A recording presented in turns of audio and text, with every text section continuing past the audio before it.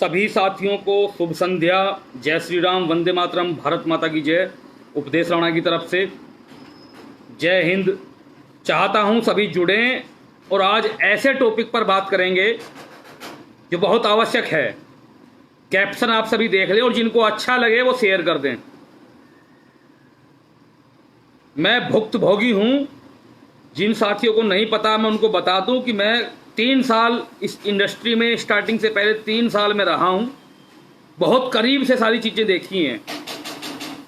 मेरे पास आर्टिस्ट का कार्ड या जो भी कुछ रहा सब कुछ मौजूद है। बहुत नज़दीक से सारी चीज़ें मैंने देखी हैं, बहुत नज़दीक से। और मैं अपना आप सभी को एक्सपीरियंस बता रहा हूं। आप सभी को पता है, आप फेसबुक पर देखते होंगे, बहुत से जो राष्ट्रवादी साथी हैं मैं उनसे आज भी मिलने जाता हूं। उनके घर पर आज भी उनसे मुलाकात होती है, आज भी बात होती है। लेकिन जो समस्या है उस समस्या पर बात करना चाहेंगे कि दिक्कत कहाँ है, प्रॉब्लम कहाँ है। देखिए, एक पूरी तरीके से माइंड सेट किया गया है, पूरी तरीके से। आपको मैं एग्जाम्पल दूं, ये मैं नहीं कह रहा हूं, जो लोग कह रहे हैं मैं उनकी बता रहा हूं आपको। अनुपम खेर, आपने नाम सुना होगा, जाना पहचाना नाम बॉलीवुड का। उनको काम करने के लिए आउट ऑफ इंडिया जाना पड़ता है, फॉरेन में। मतलब यहां काम की कमी है, यहां काम नहीं मिल रहा है। रीजन, वो अपनी सोशल साइट पर ट्वीट के माध्यम से, स्पीच के माध्यम से राष्ट्रवादी बात करते हैं। आप मेरी बात ध्यान से सुनिएगा। उनको काम करने के लिए बाहर जाना पड़ता है। कोई चीज इंसान आकर बोले ना बोले, लेकिन सही चीज देखिए। आप एक तरीके से इसको समझने की कोशिश कीजिए। ट्रेंड क्या है, ये ट्रेंड क्या है और उस पर चोट क्यों जरूरी है, इस पर वैचारिक चोट क्यों जरूरी है, मैं इसकी बात कर रहा हूं। कुछ राष्ट्रवादी कलाकार ऐसे हैं जो टिके हुए हैं। उन्होंने खुद अपनी मूवी प्रोड्यूस करने का फैसला ले लिया, वो उसके प्रोड्यूसर खुद हैं, इसलिए टिके हुए हैं। आप नजर घुमाइए, नजर दौड़ाइए, नजर घुमाइए, नजर दौड़ाइए। चाहे तानाजी मूवी हो, चाहे और मूवी हो, ये मूवी अब खुद प्रोड्यूस करने लगे। कंगना रनौत का क्या हाल है वो उन्होंने खुद बता दिया। अभिनव सिन्हा ने आज क्या कहा है, कब तक चुप रहेंगे, कब तक, एक लिमिट होती है। अभिनव सिन्हा ने क्या कहा है, जो दबंग का डायरेक्टर था, पता है क्या पोस्ट लिखी है फेसबुक पर अभिनव सिन्हा ने आज? आंखें खुल जाएंगी अगर हम उस पोस्ट को पढ़ेंगे। ये लिखा है कि दबंग 2 की 10 साल बीत जाने के बाद मेरा कैरियर, मैं नाम लेकर बोल रहा हूं, मेरा कैरियर सलमान खान के परिवार ने चौपट कर दिया। अभिनव सिन्हा की फेसबुक पोस्ट है, आप देख लीजिए, चेक कर लीजिए और शेयर करते रहिए। अभिनव सिन्हा ने फेसबुक पोस्ट करी है कि मेरा कैरियर चौपट कर दिया। जहां मैं मूवी बना रहा था उन प्रोड्यूसरों को फोन किया गया, यहां तक बोला गया है कि उनके मतलब मेरे परिवार वालों को रेप तक की धमकी दी गई, थ्रेट दी गई, रेप तक की, जान से मारने तक की धमकी दी गई। ये अभिनव सिन्हा बोल रहे हैं। शेखर कपूर का ट्वीट आपने देखा होगा। एक बॉलीवुड का कलाकार अगर सुसाइड करता है तो वो सुसाइड नहीं है, ऐसी कंडीशन में कि उसके पीछे कौन लोग खड़े थे, उसके पीछे का रीजन क्या था, उसको सजा किस चीज की मिली। इसलिए मैं आवाज उठा रहा हूं कि यहां मामला दूसरा है, यहां एंगल दूसरा है। हर फ्राइडे को ही मूवी का रिलीज होना, चलो ये अगर इत्तेफाक हो सकता है कोई बात नहीं, इत्तेफाक ही सही। अगर इनकी नजर में इत्तेफाक होता है, वैसे it is not coincident, I am telling, it is not coincident, it is expected. पूरी तरीके से स्क्रिप्टेड है ये चीजें। हमें ये समझनी होगी। अगर आज लोग आकर बोल रहे हैं, आकर बता रहे हैं, आकर कह रहे हैं कि हाँ ऐसी कुछ चीजें हैं, जो इसके अंदर घुसे हुए हैं, जिन्होंने इस चीज को फील किया है, और माफ कीजिए इन लोगों को हीरो कौन बनाता है, इनको कौन ऊपर बैठाता है। मैं अपनी बताऊं, आप सभी मुझसे परिचित हैं। जब एक कॉन्सेप्ट बिग बॉस में आया था, BFF, जहां हमारी परंपराओं को कुचला जा रहा था, हमने उस तथाकथित दबंग खान के घर में घुसकर मुंबई में विरोध प्रदर्शन किया था। गूगल कर लीजिए, उपदेश राणा प्रोटेस्ट सलमान खान हाउस। कहां किया था? कहीं और नहीं, मुंबई में प्रोटेस्ट किया था, मुंबई में घर में घुसकर। अभी गूगल कीजिए, गूगल पर आपको क्या अपडेट मिलती है, यहां पर शेयर कीजिए कमेंट में, उपदेश राणा प्रोटेस्ट सलमान खान हाउस लिखिए। हमारे साथ करनी सेना के साथी और संगठनों के साथी और पूरे हिंदुस्तान से आए थे। 20 लोगों को अरेस्ट किया गया था, 20 लोगों को गिरफ्तार किया गया था। यहां फेसबुक पर आकर नहीं बोला था कि बंद कर दे, घर में जाकर वीडियो बनाकर, और फिर हम वहां गए थे कि ये कॉन्सेप्ट हमें पसंद नहीं है, इसको अविलंब बंद कर। 20 लोगों की अरेस्टिंग हुई। क्यों? हम भी घर में हम भी ट्वीट कर देते, हम भी फेसबुक पर विरोध कर देते, लेकिन आपके भाई ने सिर्फ विरोध फेसबुक पर नहीं रखा, जमीन पर, क्योंकि आप बोलते हैं कि आपसे प्रेरणा मिलती है, इसलिए जहां भी खड़े हुए जमीन पर खड़े हुए और इसके घर जाकर विरोध किया। और 20 लोगों को गिरफ्तारी हुई, 20 लोगों पर मुकदमा चल रहा है।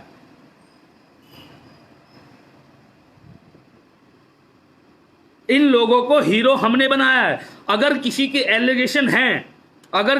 एलिगेशन हैं तो उनकी जांच होनी चाहिए। और मैं तो ये कहता हूं कि किस तरीके से, ऐसी क्या सिचुएशन थी, ऐसी क्या कहानी थी कि एक बॉलीवुड के लड़के को सुसाइड कमिट करना पड़ा। उस सुसाइड कमिट करने के पीछे कौन रेस्पॉन्सिबल है?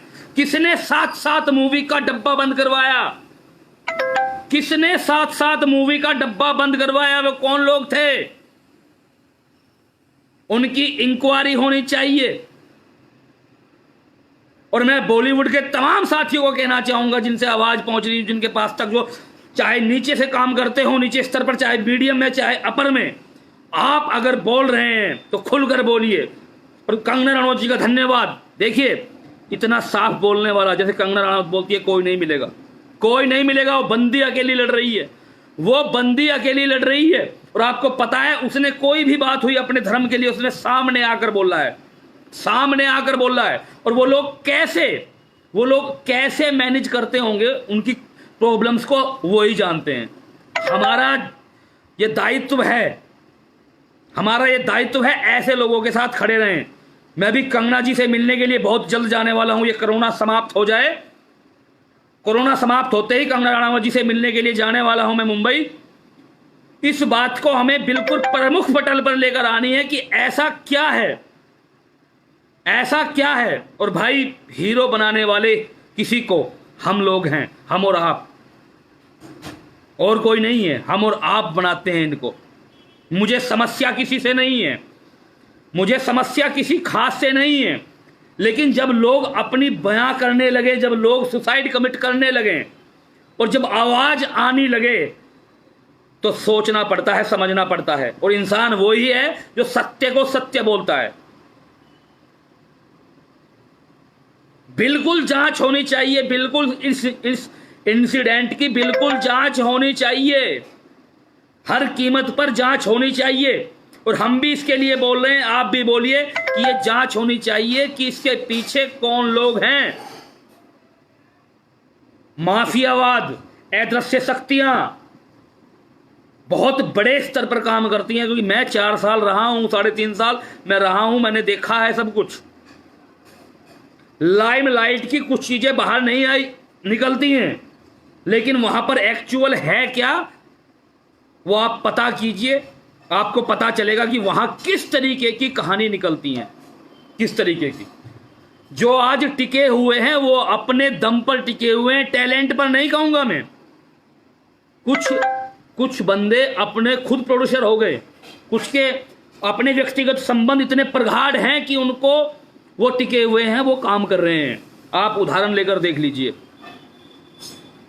एक बात बताइए मुझे, अरिजीत सिंह का गाना बंद हो जाता है, गाना कौन गाता है? पाकिस्तान से आया हुआ एक गायक। अगर मैं झूठ बोल रहा हूं तो मुझे बताइए, अरिजीत सिंह को निकाल दिया जाता है सॉन्ग से और गाना कौन गाता है? पाकिस्तान का एक गायक, विवेक ओबराय।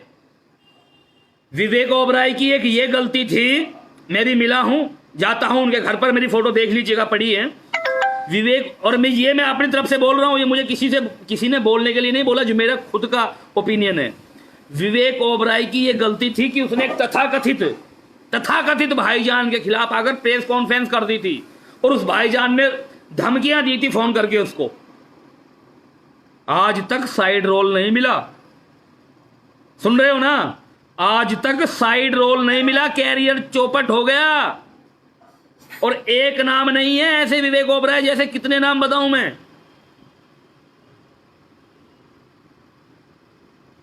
अगर आप हर चीज को देखोगे तो आपको बिल्कुल समझ में आ जाएगा कि ये पूरा चल क्या रहा है सिस्टम, ये सिस्टम चल क्या रहा है, किस तरफ से चल रहा है ये।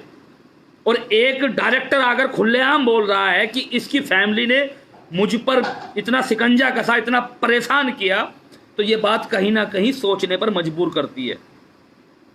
अपनी एकता दिखाओ।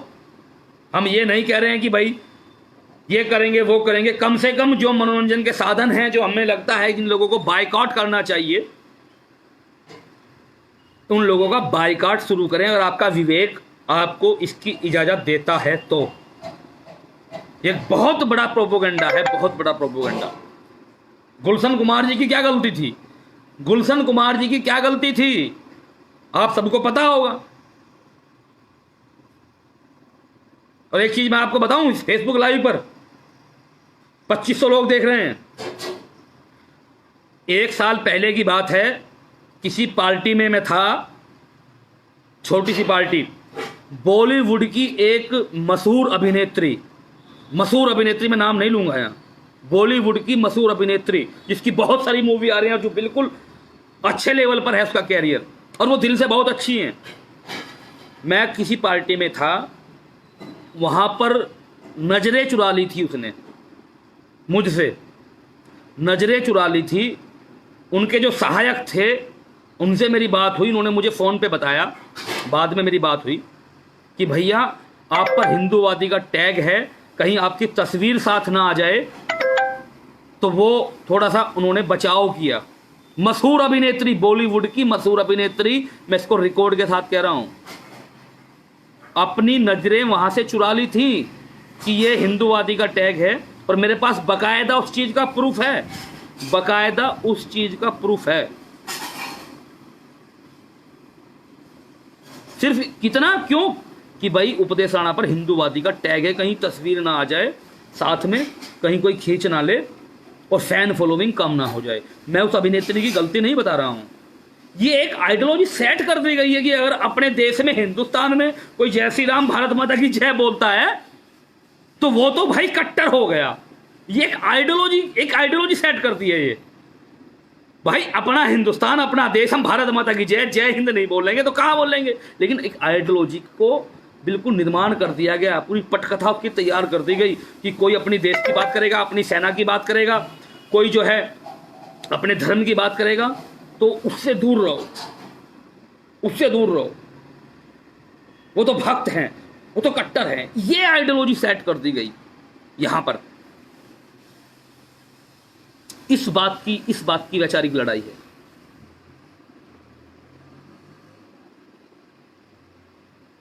मैंने आपका बहुत समय लिया, बस मैं आपको यही कहना चाहता हूं, आप इन चीजों को देखें, सोचें और समझें। और एक बार फिर मैं जांच की मांग करता हूं, कौन लोग इसके पीछे हैं, और आप इस चीज को देखिए, समझिए कि ये बॉलीवुड तथाकथित लाइमलाइट ये जा कहां रही है। आपने बहुत सारे बयान सुने होंगे, बहुत सारे बयान। कोई बोलता है कि मैंने बीफ खाया है, कोई कुछ बोलता है, कोई कुछ बोलता है, कोई। इनके पीछे की भी कहानी समझिए कि ये लोग बोलते हैं, इनसे भुलवाया जाता है। किस तरीके का प्रेशर किसके ऊपर होता है, किसने क्या किया, किसको किस विषय पर बोलना है, एक बहुत बड़ा गेम है, बहुत बड़ा गेम। तो मैं आशा करता हूँ हम जितना कर सकते हैं, हम जितना कर सकते हैं अपनी तरफ से, क्योंकि we are all voice of Hindustan, हम सभी हिंदुस्तान की आवाज़ हैं। हमें किसको देखना है, किसको नहीं देखना है, किसको पसंद करना है और किसको पसंद नहीं करना है, ये हमारा राइट है। और एक चीज़ और,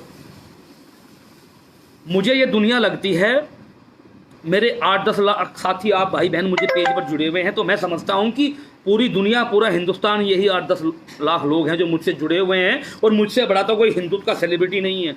एक मैं बात बता रहा हूँ आपको, आदमी के दिमाग में क्या चलता है कि यार 8-10 लाख लोग जुड़े हुए हैं, मेरी आवाज़ वहाँ तक पहुँचती है, यही कैटेगरिया है, बस यही है। भाई हमसे और आपसे ज़्यादा संख्या उन सेकुलरों की, समझ रहे हो ना, जितने हमारी पोस्टों पर लाइक आते हैं, शेयर आते हैं, उससे बहुत ज़्यादा, बहुत ज़्यादा। आप चले जाइए तथाकथित पत्रकारों के पास, तथाकथित सेकुलरवादियों के पास, वहाँ काउंटिंग ही नहीं कर सकते हो। मैं ये कहना चाहता हूँ, हम कुछ नहीं हैं, हम हर जगह नहीं हैं, हमें अपने जैसे लोगों की संख्या बढ़ानी है, अभी कुछ नहीं है। हमें वो आइडियोलॉजी सेट करनी है, अपने जो लोग जुड़े हुए हैं, एक माहौल बना लिया है हमने कि हमसे इतने लोग जुड़े हुए हैं, पूरा हिंदुस्तान इसी में केंद्रित है। नहीं, बहुत बड़ा हिंदुस्तान है और बहुत बड़ी सोच है और बहुत लोग हैं। तो मैं विश्वास रखता हूं आप इन चीज़ों को समझेंगे। किसी के अच्छे कामों को हम याद रखेंगे, हमेशा याद रखेंगे, लेकिन कोई अगर गलत करेगा या गलत चीज़ सामने आएगी, आरोप लगाने वाले ही अंदर से बाहर आएंगे और कहेंगे, तो हमारा ये फर्ज बनता है उन चीज़ को समझें और अपनी राय रखें। जय श्री राम, वंदे मातरम, भारत माता की जय।